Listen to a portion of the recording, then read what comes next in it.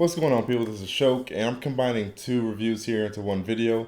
There would be no point of me doing a separate video review for Square Enix's conference because the conference was just incredibly short, and there honestly wasn't that much to talk about in the conference. So I'm just doing Square and Ubisoft in the same video here. Let's go ahead and start with Square because, again, like I said, there's really not much to say about Square's conference, and let me just pull up a recap of theirs just in case I missed something. But I'm pretty sure I got everything up here, no problem. But just in case, just to be thorough. So, Square Enix's conference. Let me not save it for the end or anything. Complete crap. Complete crap. And it's not that they had bad things to show. It's not that things they showed were bad or whatever. It's just that half the conference were things we have already seen. They showed trailers and gameplay that we've already seen from other people's conferences, such as Microsoft, or things that they started showing, back on Friday or Saturday, whatever, before E3 even officially started like that. And I believe there's two new game announcements. Let me see. Yeah, Babylon's Fall, which is made by Platinum. I might fuck with that.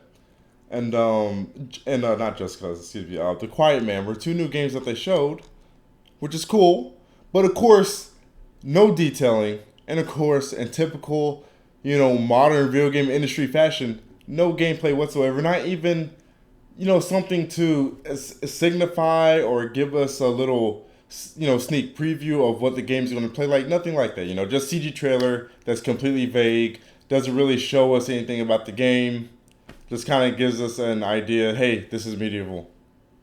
Hey, this is futuristic, and that's kind of it. So very annoyed at that. But yeah, half the conference they showed was the things we've already seen. And then they showed the Shadow of the Tomb Raider showing. Just more of the same, man. More of the same. And I'm not expecting huge significant changes in, sequels or, further entries in the same series. I'm not expecting some innovative, radical difference. But just watching that, the same run-of-the-mill crap, hide in a bush. Someone comes close to you, hit the button prompt. You stealth kill them. How many years have we been doing that, guys? You know what I mean? Like, how many years have we been doing that?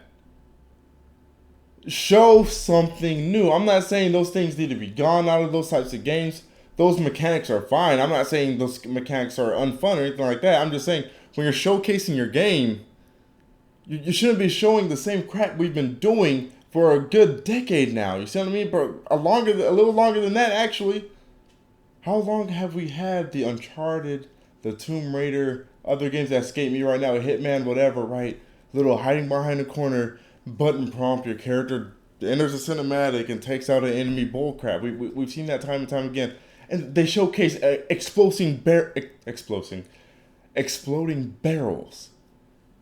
She threw like a gas canister and she shot it and it exploded. We've never seen that. You see what I mean? Just mundane. Completely mundane. Monster Hunter skins, Final Fantasy skins for Monster Hunter, or is it Monster Hunter skins for Final Fantasy? I think it's Monster Hunter skins for Final Fantasy, I believe. Yeah, it's Monster Hunter crossover with Final Fantasy 14. That's cool, whatever. Dragon Quest 11 Echoes of Elusive Age. Okay, cool. I recognize that as a good series. And then they showed another Just Cause trailer, which we've already seen. They showed Kingdom Hearts 3 trailer that was largely the same what we've already seen.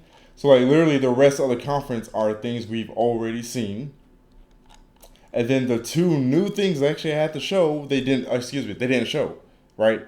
They announced, but they did not show. So this conference was literally, and it was quite literally pointless. There was no reason for them to even show up. If they were going to show half of their things before E3 started and on Microsoft stage, they might as well not have even done this. And, let me go ahead and download this picture so I can show y'all, because this sums up their E3 entirely. Square Enix's.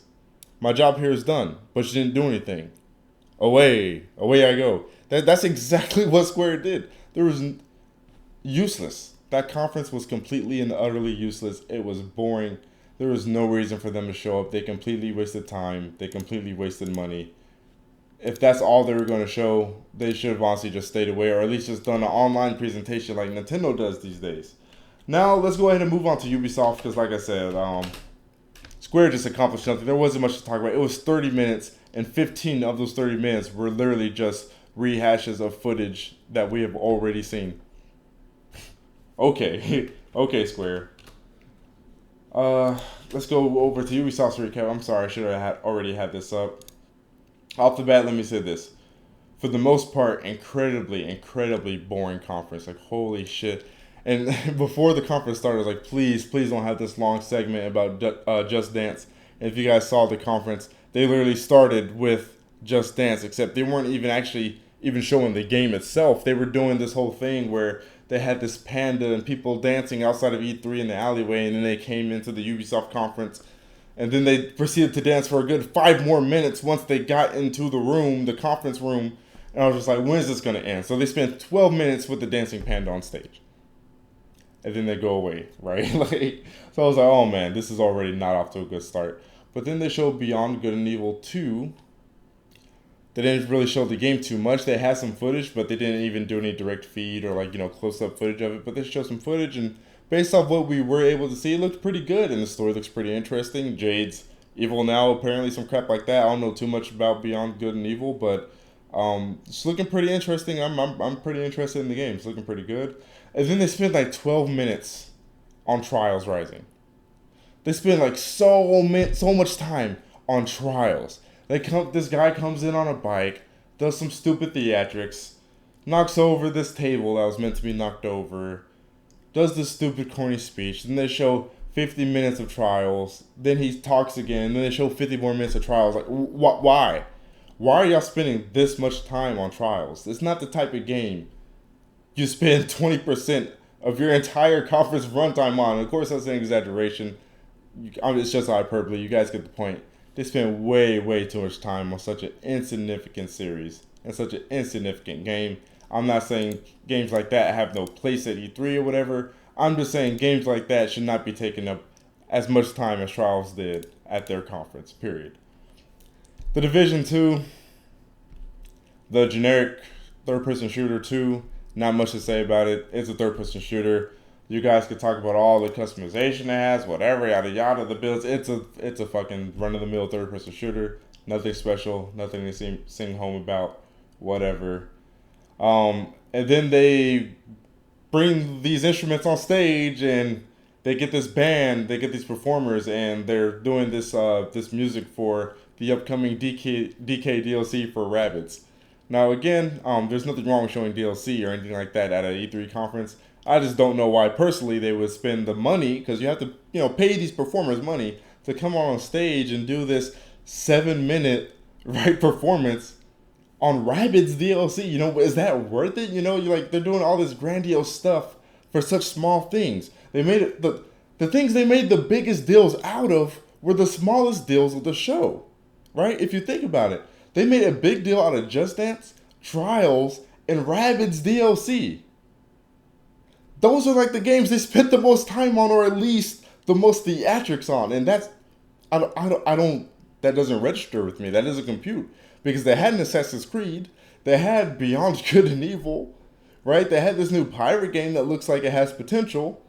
They had all those things, which are much bigger and much more interesting games, but they spent most of their budget, most of their conference budget, and a lot of their runtime on Rabbids DLC, Just Dance, right? And what was the other thing? Freaking and Trials. Like, whatever. Priorities backwards. I don't get it. Priorities backwards. Skull and Bones. Looks like it could get boring after a while, but we haven't seen the full game. I thought it looked pretty interesting. I'm gonna keep my eye on it. I'm not like, oh man, that looks pretty damn good. I'm gonna cop that. I'm not there yet, but I'm keeping my eye on it. It looks pretty cool. Starlink, Battle for Atlas. It's sad to say, but up until this point where it showed Fox, like the whole entire conference was boring. Like when they showed Fox, that was the best point in time in the conference, hands down. Which is sad. Like, how come it took 45 minutes to get here in the first place, and then it's like Fox of a Cloud, just being in the game or whatever. Like, Well, why is that the biggest thing that's happened so far in Ubisoft's conference? It doesn't make sense. But Starlink Battle for Atlas game looks pretty cool. I like the art style. It kind of made me salty. It really did, because it's like, Miyamoto sitting there just acting like he has no idea what he can do with Star Fox. Like, oh man, I totally can't get it off of being a rail shooter, but he's allowing and he's helping Ubisoft put Star Fox in this game, which the Star Fox series could totally just be itself. You see what I mean? It's just, it's infuriating. It's frustrating because Miyamoto, he just, you guys know how I feel about Miyamoto. All the respect to that man, all the respect, but he just makes no sense these days, and he hasn't made sense for a long while. He's just so confused on what to do with Star Fox. He doesn't know what to do, like, and then you have Ubisoft literally making a game that could just have a Star Fox skin, and it would be Star Fox, and it would be a pretty damn good natural evolution for that series to get it off of the, on rails thing, because, rail shooters have no place in this market anymore. And I've been saying that for years. All those Star Fox videos I used to do, I always said, I hope it's not another rail shooter because it's going to fail. And then Nintendo is going to think that Nintendo fans are not interested in Star Fox when it's not that. It's just that we want Star Fox to evolve. We're ready for Star Fox to take its next step, to go to the next level, to evolve. We don't want it to be just a rail shooter anymore. Rail segments are fine, but we don't want it to be just a rail shooter, and we don't want it to be another remake of the original, because we've had like 5 of those already. Star Fox is one of the few Nintendo franchises that actually has lore and backstory. It has a comprehensive universe, but Miyamoto just refuses to actually utilize any of that crap. I'm sorry, I know this is supposed to be a Ubisoft review, and I just got into the Star Fox stuff, but you guys see what I mean? Like, he literally put Star Fox in a game that could very well just be a fucking Star Fox game, and he's sitting there confused, like, I don't know what to do with Star Fox. And Ubisoft is sitting there literally making a Star Fox game. Infuriating. Do what you did in the GameCube era, Nintendo, by all means. For these franchises you guys have no idea what to do with, give them to third-party studios. Problem fucking solved. Starlink could have been Star Fox Switch. Just saying. Game looks interesting. I'll keep my eye on it. I'm not sold on it 100%, but having Star Fox in there, naturally as a Nintendo fan, as someone who loves Star Fox, of course makes me a little bit more inclined to, to purchase that. Definitely have my eye on that game. And like I said, I like the way it looks. Assassin's Creed Odyssey. Not a huge Assassin's Creed guy. But I do like the way this game looked for the most part. The combat looked a little rough, a little stiff sometimes, but I'm pretty sure because, the game still has some development time to go and whatnot. The only thing is that it really did not look like an Assassin's Creed game at all. And I know a lot of you guys are going to say that, and you guys are going to say it looks awful because of that. And I understand that wholeheartedly. I'm probably just not turned off by the fact that it doesn't look like an Assassin's Creed game, because like I just said, I'm not an Assassin's Creed fan. But for those of you who are fans of the series, I could definitely see why that kind of looked like just a little bit too deviant from the series, you know what I mean? But for someone who just thinks Assassin's Creed has been largely redundant and repetitive over the years, this is definitely one of the more interesting Assassin's Creed games I've seen as a non-fan of the series, you know what I mean? But yeah, for the most part, Ubisoft's conference was paced horribly. They spent too much time on the smaller things about their conference, about their games, just their smaller low key projects. They spent way too much time on them. Don't care about the Division. You didn't need a performance for freaking Rabbids DLC. Spent too much time on Just Dance. Fuck the Division, the first game. No one even gave a fuck about the first game after the first 2 weeks that game came out. Just kind of poorly paced, just very boring. And I'm tired and sleepy right now because I'm filming this video as soon as the Ubisoft conference had just ended. It just ended. And I literally told my stream that I was going to go lay down and take a nap until Sony's conference. And I got a full 8 hours of sleep last night. It's just that Ubisoft's conference was so boring, it literally put me in a drowsy mood to where I want to go sleep. You guys see my bags? Like, you see the dark right here? Like, Ubisoft caused the dark under my eyes right now. I was wide awake and fine. I went out and ran some errands and stuff, got stuff done today. I was fully awake and energized. Ubisoft conference hit. I'm ready to lay down, man. So I give Square's conference an F plus for sure, because it only lasted 30 minutes and half of those 30 minutes weren't even new content.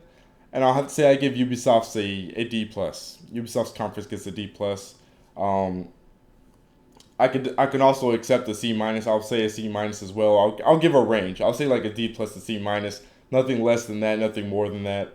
The saving graces for Ubisoft were definitely Beyond Good and Evil 2, Starlink, and the Assassin's Creed game. Those are definitely the saving graces. Other than that, for the most part, the conference was just very meh, poorly